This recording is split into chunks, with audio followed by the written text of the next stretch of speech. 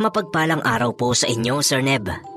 Dahil malapit na namang magbagong taon, muli ko na namang naaalala yung naging karanasan ko noong January 1, 2018. Halos kamamatay lang ng mister ko nun dahil sa atake sa puso.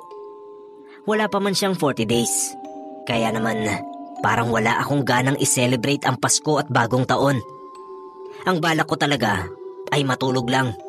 Maiiyak lang kasi ako kapag naaalala ko ang asawa ko. Yun nga, Sir Neb, ginawa kong normal na araw lang ang bisperas ng bagong taon. Nang sumapit ang gabi ay natulog na ako. Hindi ko akalain na bigla akong magigising dahil sa pamilyar na tunog ng motorsiklo. Napatingin ako sa oras. Eksaktong 12:00 na. Kaya pala sunod-sunod na yung putukan. Agad akong bumangon dahil hindi ko alam kung sino yung nagsindi ng motorsiklo ni Mister.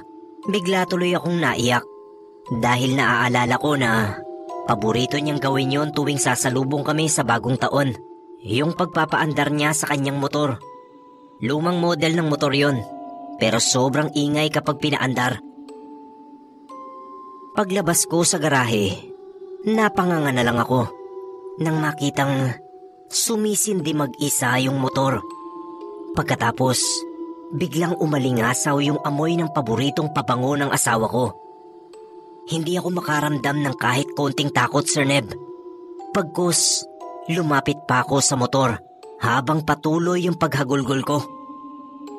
Nang oras na yon, ay alam kong naroon ang kaluluwa ng mahal kong asawa. Maya-maya, nang tumigil na sa pagre-revolusyon yung motorsiklo, naramdaman ko na parang may yumakap sa akin. Napakalamig ng hangin, pero nakaramdam ako ng init na yumapos sa katawan ko. Nasa ganoong tagpo ako nang biglang dumating yung pamangkin ng asawa ko. Nagsisigaw siya habang nakatingin sa akin. Takot na takot siya, Sir Neb. Nung tanungin namin siya, ang sabi niya, nakita raw niya ang kaluluwa ng kanyang Tito Abner na nakayakap sa akin.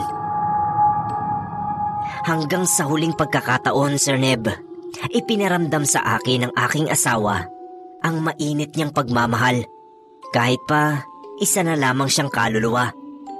Nagawa pa niya akong gisingin sa pamamagitan ng kanyang motorsiklo.